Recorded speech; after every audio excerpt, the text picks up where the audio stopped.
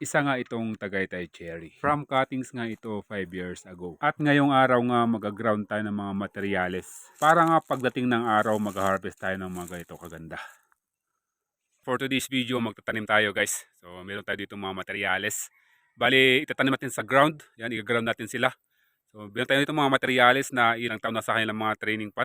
So ngayon pwede na silang i-transfer sa lupa. So para sa mas agarang pagtaba o paglaki ng mga puno nito. So samahan niyo ako guys, tara. So ayan, ito na yung ating mga materyales. So marami-rami rin to. Ibang klase itong mga idol. So meron tayong mga balete, mga karamihan is Tagaytay Cherry, mga banyan, mga azaleas. Marami pa tayong kukunin dyan banda. So marami dyan idol, ililipat natin sa ground, ilulupa natin para sa agarang paglaki ng kanilang mga trunk, mga ugat, lahat na mga puno. Ayan. So ang first step muna natin, aalisin natin to sa dati nilang medium. So papagpagin natin to. So ngayon aalisin natin yung mga hindi kailangan ng mga roots. Iiwan natin yung mga importante lang para yun yung lalarga sa ground. So ngayon, tara. Bali, ilang taon din itong nakatanim sa kanyang training pot. Plastic training pot. So ngayon, oras na para i-ground natin. So itong gagawin natin sa lahat ng mga materials dito. Alisin natin yung medium niya, papagpagin natin.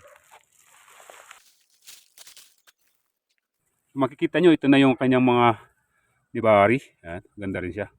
Ngayon, babawasan na natin to ng ugat. Bawasan natin to idol. Tanggalin natin yung mga hindi kailangan. Mga unwanted na mga roots. So ganito na siya. Pag napilian na natin ng mga roots, naiwan yung mga dapat na maiwan, ganito natin i-ground sa lupa. Ayan, so ganun.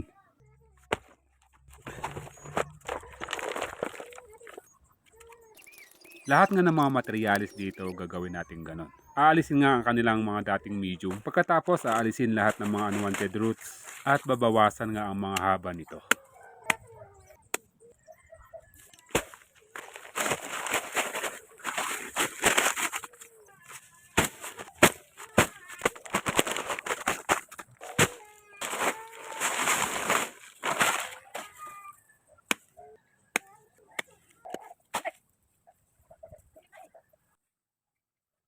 Ngayon nga natapos na nating i-workshop ang kanilang mga ugat. Dito nga naghanda tayo ng isang timba at nilagyan natin ito ng anaa para maibabad ang ating mga materyales sa rooting hormone. Binabad nga natin ito ng 1 hanggang 2 oras. At makalipas nga ng 2 oras, hinanda na natin itong ating mga materyales para mailipat na sa ground. Ngayong araw nga meron nga tayong 15 pirasong materyales. Oras na para itanim sila.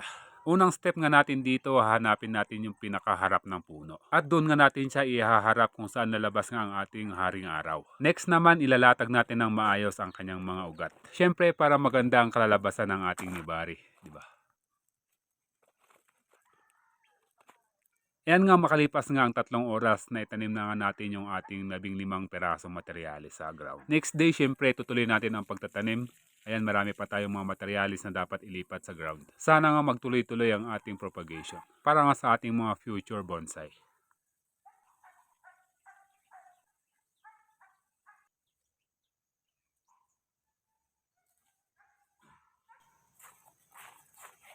Ayan nga mga idol, tapos ay ating pag-ground na ating mga materials. So ito na yung ating sustainable bonsai. So abang natin ang pag-harvest ito.